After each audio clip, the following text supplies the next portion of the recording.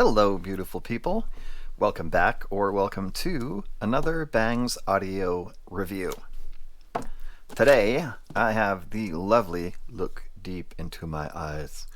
The Yu Xuan Ji from Tangzu for y'all. This is a collab, although it seems to me that Dethonray and Tangzu are somewhat intertwined. Not really sure, but anyway, with the Dethonray label on it, this is the least expensive thing you can get from them, and it has me seriously considering buying the not the Pegasus SG1. That's too expensive. It's like $500. The clarinet, because I haven't gotten a new, DAC amp in a while. But yeah. Just based off of a $50 IEM, I'm ready to spend $200 on one of their products easily, and I'd spend $5 if I could. But yeah, not being stupid right now. Please do not be stupid right now, Chris. Anyway, yeah, Tangzu, $50, 45 on sale. I will link it. I don't think it's on sale right now, but I'll link it to the Syeindunce store on Amazon, and also link their own website. You can buy it there. $50 either way, I think, is the going rate right now. And I will say thank you to Harrison for, well, I don't know. Well, thank you to Harrison.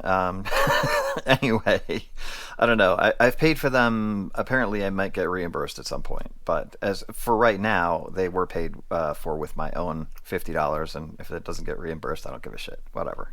It's fine. They're well worth the price for sure. Let's do a little unboxing specs for you. That sleeve actually slides off relatively easily, unlike the Meyer audio sets, which you need like pliers. I am sat in here. Below that, you've got a nice selection of tips. You've got your Tangzu and some sort of normal bore stock, silicone, small, medium, and large. I love the fact that the Tangzu tips are in there. It's fantastic that they include those in a $50 set. And then in here you had your case and cable. So pretty straightforward on the unbox, other than the fact that the I guess you call it a waifu. Not really. I mean, she's just so pretty. I don't really call that a waifu. To me, that's just art. But that's typical of Tangzu on their boxes anyway. So yeah, nice little unboxing experience there. Nothing spectacular, but who cares, right? $50. It comes with a nice box. On your specs, we have a sensitivity of 104.5 decibels and an impedance of 15.6 ohms. Frequency range 20 hertz to 20 kilohertz, and you got an OFC silver-plated copper cable. And it is a flush 2-pin connection, which I will show you. Get to the build. Nice to be able to sort of go quick through the unbox and specs for once. Save a little time on the back end for more discussion. Additionally, you can order this in either 3.5 or 4.4 for your termination. I was able to get it in 4.4 when I ordered it. That should be available again. And there's your flush 2-pin right there. Nice solid connection. No worries about this sucker falling off. The cable is nice. It's bouncy. It's not tangly because it's got that little sort of bounce to it. It's fairly thin. It's fairly petite, I guess, in size and in diameter, but with very nice finishes. You can see the 4.4 is excellent. You got your aluminum here, matchy with the IMs themselves. Really nice. Yeah, no complaints on the cable for $50. I mean, if I only had a choice of 3.5, I would complain about that, but you can get a 4.4. So no need to cable swap, spend extra money. You don't need to. Everything you've got, literally, including the Tangzu ear tips, are in the box. So this is a complete package, in my opinion. Now, of course, I did switch over to the Divinus Velvet tips for comfort and familiarity, but I feel like if you just wanted to go with the Tangzu or their stock silicone ear tips, you're going to be okay. They didn't respond like tremendously differently until I got into super narrow bore, like the final Type E. That kind of enhanced the spike that will, or not spike, the peak that we'll see around, was it 8, 9, 10K, somewhere in there. Too much for my taste, so I would suggest going with a normal bore or even a wide bore over a narrow bore tip on these guys. But for the most part, whatever you like. Nozzles are fairly short. You should not have a problem with fit on these. I did feel them slightly pressing into my cavum, but not to the point where it was uncomfortable or I felt fatigue or I had to take them out. The build quality on these is really, really nice. They are an open-ish back. In other words, if you cover that, you will notice a difference. Mostly it's reduction in soundstage and also an increase in bass. So not recommended to cover it, but I suppose if that's what you want to do, you can. But yeah, they are truly open back, which does some stuff. It does some pretty cool stuff. And I will get into that as well. So yeah, build quality is excellent. Fit and finish, they're $50, but they're fairly weighty. They feel more expensive than their price tag indicates. They feel like they could survive a pretty serious drop or 7. So yeah, in those respects, I'm really, really happy with how they executed on this set. And if I can get these back in, there we go. So really nice. Let's see if I can get those a little bit closer. Should probably break out my light so you can see a little bit more of the detail, if you can, maybe, if I keep it on the screen. So yeah, nice coppery color in there, sort of a feather design. Really very handsome, very attractive, really nice job on the build. So inside these guys is, oh man, is it going to tell me? Because I can't remember the diameter. It is a single dynamic driver. Yeah, I'm going to have to go on the inner tubes to see what size it is. I don't feel like it's 12, but it might just be 10. While I'm looking that up to confirm, single DD is the configuration. And, that can run, it can be a positive and it can be a negative. For me, sometimes single DDs, like especially in the sub 100 range, they struggle to present treble in a natural way. It can come off sounding like a little bit pinched and a little bit metallic. But that is not the case with the Yu Xuan Ji at all, actually. Not that it's like supernatural or supernatural, but it is not. It doesn't sound forced. It doesn't sound metallic. It doesn't sound plasticky. So that's an A+ as far as I'm concerned for the price point. Where are we? Maybe I'll have to go on Amazon to.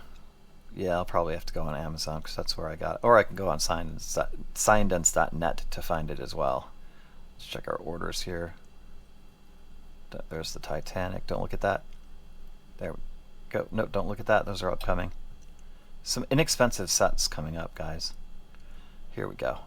Yeah, it's a 10 millimeter topology dynamic driver. I'm not sure what topology dynamic driver means. You're looking at 4.4, 3.5, and Type C. So there's also that option as well. TPLX dynamic driver. Yeah, it says it enhances audio clarity. I would agree.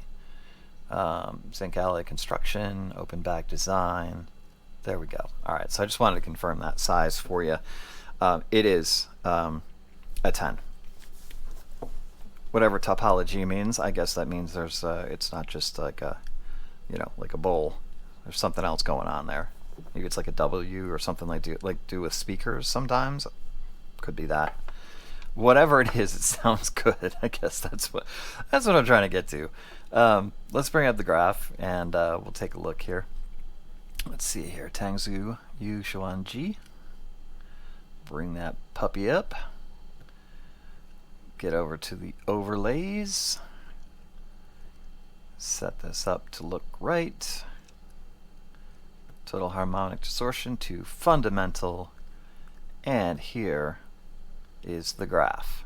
So master volume was at 28 for these measurements. I try to line it up right around 89 decibels on the SPL, 89 to 90 at the most, and it was like negative 31.5. So those are the settings I usually try to, you know, what do you call it? It's not qualify. It's when you know, make something like sort of across the boards. The word will come to me eventually at some point. Standardized. To do that with all the sets that I measure, I try to standardize that, so those readings. And you can see, let me take a couple of these guys off so it's easier to see. The channel matching is excelente. The sub bass and mid bass are full. The mids are not super recessed, but recessed enough so it doesn't sound crowded. The ear gain is fairly aggressive, but I did not find it fatiguing. The scoop here that goes down to sibilance at 6K, very well done, and then a big rebound to 8 or 9K there before it starts to trail off into the air region. So those of you who are looking for a lot of air are not going to find it here. But you will find fairly energetic, sparkly, and not distant or recessed or scooped. You know, you look at the graph and you're like, oh, is that going to sound distant? It doesn't. When I was picturing the graph in my head, which I try to do before, I've stopped trying to draw them, by the way, which I try to do before I graph them. You know, listen to a day or two with the IMs before I graph them and stay away from squiggling, which apparently I'm never going to do. I'm kidding. At some point I will, when life calms down a bit. Yeah, this part here I thought was going to be more of a gradual, you know, sort of more of a gradual and less of this. Like, I didn't expect this spike to be this high. I expected it to be more like, oh, a couple, 3-4 decibels down, because it doesn't sound, it's not piercing or grating or weird, you know. It's it just has energy. It just has like a nice amount of precision to it, and definitely opens up the soundstage. This with the open back together makes that soundstage very immersive and very nice. So the open back does some different things to this set, and I think it actually takes the edge off the ear gain. I think it takes the edge off of this treble peak, and it does with the sub bass. It really kind of airs it a little, like airs it out a little bit, like makes it a little bit less like cloying. You know, it's more open, like you can feel it, and you can, like, it's got that resonance and reverberation in your head, but it doesn't feel super heavy. Mid bass is really fabulous on this too, just really a nice amount. The bass on this set is really, I mean, to me, it all sounds good, and it sounds very well balanced when you put it all together. But the bass is impressive, and I think that, you know, it's kind of like with the open back you expect to lose some, and I think that they probably tuned it the way that they did to make sure that not too much was lost, and in doing so they found a really nice balance between having that openness of the open back and still having an authoritative, rich sounding bass and a nice amount of sub bass rumble. That's not an easy task to do. When you put this all together, you know, single dynamic driver, open back design, you're thinking that's probably going to be like a vocal and acoustic set, but it is not, man. It kicks ass with EDM and hip hop. Like, you will not be wanting for the bass in those genres, not at all. Did really well with metal too. I look for some things, and I think this peak here actually does help it quite a bit. Like, if you listen to Angel of Death by Slayer, or you listen to Not Born for One Thing, Amazonia by Gojira, there's some stuff in the background, like tracks that are very kind of almost buried, um, you could pick them up. Like, for instance, Dave Lombardo's hi-hat on Angel of Death is really, really, really buried. Like, it's way back there. And some sets barely pick it up. Like, you can just, like, you have to really kind of listen for it to find it. Not with these. These you could definitely be like, oh yeah, there's the, there's the 3/4 open hi-hat or whatever he's got it set to. Um, yeah, it comes right through. It's not glaring. It doesn't overtake anything, but it becomes much more apparent. That said, you run into tracks that are definitely more like there's a lot more cymbals going on, like Mastodon or with Slaughter to Prevail. The cymbals don't sound, like I said, they're not piercing, they're not unnatural, they're just really well presented. There's that one spot on the track Agony where I'll get a timestamp maybe if I can for you, but it's like you kind of hear it. He does this little stuff with probably smaller cymbals in the back where it goes tss, tss, like, and if you're not listening for it, it's just going to pass you by. With these in, you can hear that. You can hear him striking those cymbals that are more or less just background. But you can actually hear each distinctive strike instead of just hearing like a kind of sound. So yeah, they're detailed. I guess that's what I'm getting to. Like, they're a really nicely detailed set. Really very impressive for $50, and I've not been listening to like inexpensive sets recently. You guys know it's like the CK2V, the ME600, the BVGP sets, the AFU 5+2, which I finally got on its way home. These are some, the EPZ-P50, like, these are some formidable sets. And I was fully expecting to be like, yeah, this is okay. These are good. But they're more than good. And I think that, in the whole scheme of things, they're maybe not they might be my favorite $50 set. I was just thinking about the Delcy and the EW300, but those sets are $70, $75. I put these up against the Kefine Klean, and the Klean's really good, but it just doesn't have the authority of the bass or the detail and the treble that the Yu Xuan Ji does. Close, but not as good. Just from a technical standpoint. These are engaging, technical, and just really nice, really well balanced. So, as much as I do like the Klean, and I do, I'm definitely leaning heavily towards the Yu Xuan Ji from Tangzu between those two.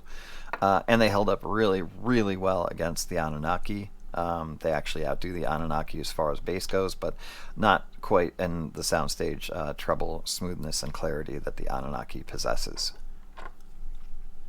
That's pretty good because the Anunnaki is twice the price, if not a little bit more. And that's one of my favorite single dynamic driver sets.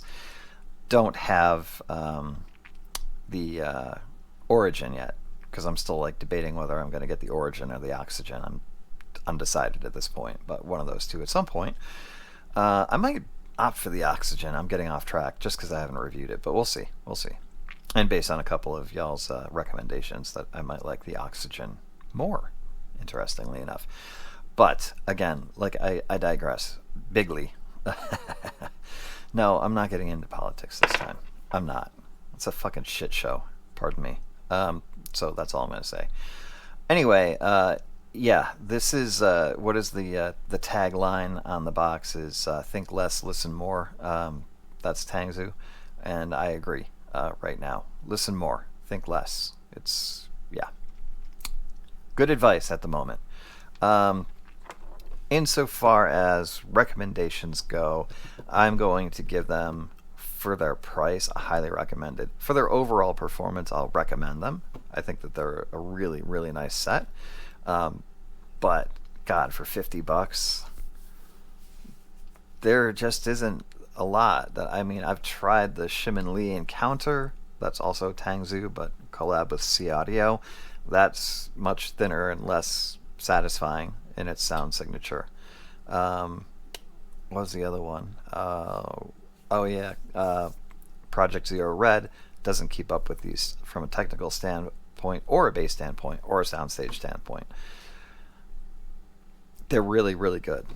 Are they T10 good? Like original Artie T10 good? No, that. Those are still the Enigma, you know.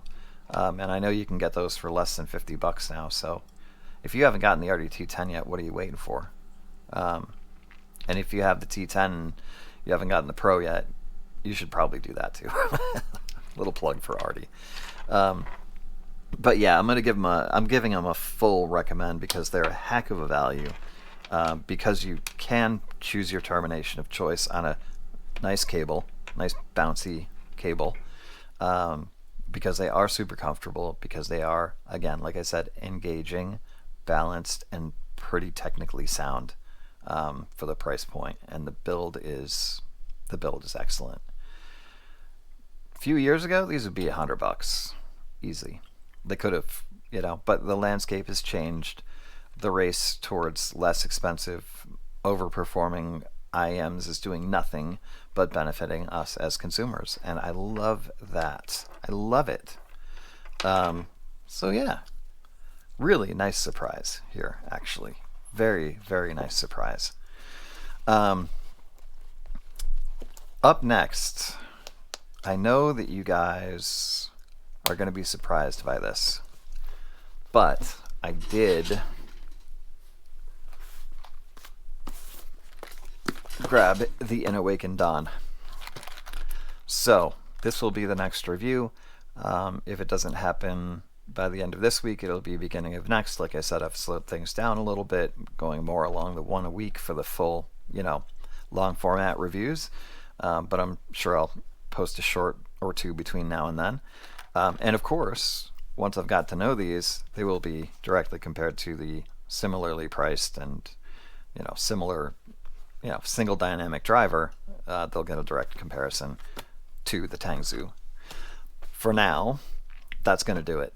Hope everybody's doing well. Stay sane. Think less, listen more. Take Tangzu's advice right now. For now, be careful, be safe, be nice. I love y'all. Nothing but peace to you, and we'll see you soon. Take care.